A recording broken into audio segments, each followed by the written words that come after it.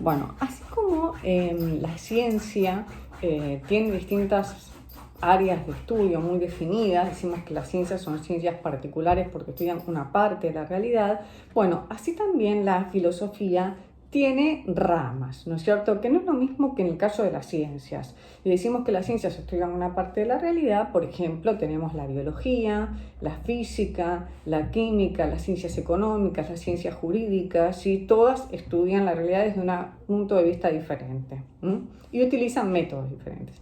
Dentro de la filosofía tenemos ramas, ¿sí? Es decir, que no se divide en partes, sino que esas ramas son como agrupaciones de una misma temática.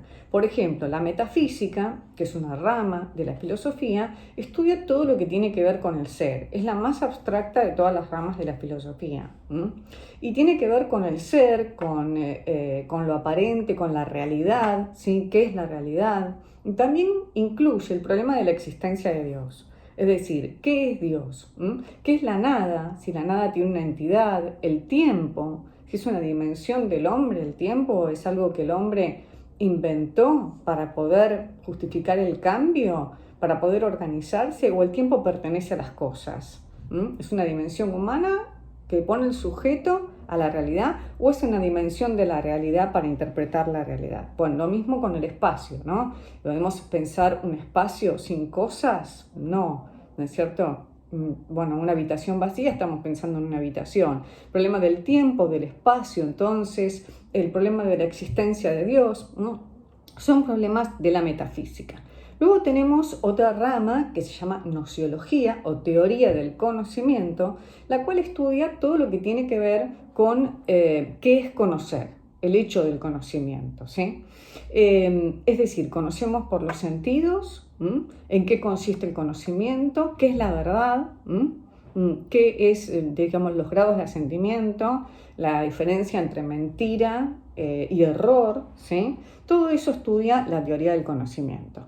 Luego tenemos también lo que sería el ámbito de la ética o problema moral, que tiene que ver, etos quiere decir costumbres, y ahí incluye, digamos, todos los problemas morales, es decir, qué está bien y qué está mal, es un problema general, y dentro de ese problema, digamos, la subjetividad que puede haber o no, es decir, hay cosas que están bien y hay cosas que están mal, independientemente de lo que a mí me parezca, o es según como a mí me parece que las cosas estén bien o estén mal. Bueno, y dentro de eso hay un montón de preguntas más, ¿no es cierto?, que tienen que ver con la problemática moral. Luego tenemos la epistemología o la filosofía de la ciencia.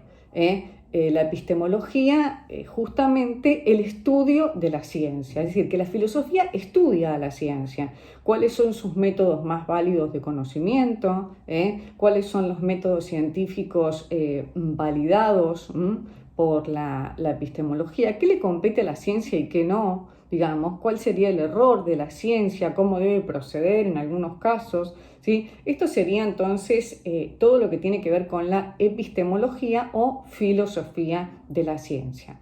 Luego tenemos la filosofía del hombre o la antropología, filosofía antropológica también se llama, que tiene que ver con la naturaleza del hombre, ¿no? Digamos, ¿qué es el hombre? ¿El hombre es un ser libre? ¿El hombre es un ser condicionado? Digamos, esto es lo que tiene que diferencia hay entre el hombre y el animal también, ¿sí? Son algunas de las preguntas que se hace la filosofía antropológica. Luego tenemos también la filosofía política, ¿sí?, que analiza las diferentes formas de los sistemas de gobierno y qué es lo que sería la justicia social, ¿no? Estudia también si el hombre tiene derechos por naturaleza o tiene derechos adquiridos. Todo lo que tiene que ver con poner en tela de juicio en la política, cuánta relación hay entre la política y la ética, si es necesaria la ética como intervención en la política, es decir, ¿es necesaria cierta idoneidad para gobernar o cualquiera puede gobernar solo por el hecho de querer? ¿Tiene que ver con el liderazgo nada más o tiene que ver con el conocimiento de cómo saber gobernar, ¿no? Y estas formas de elección que puede haber en los sistemas de gobierno, ¿no?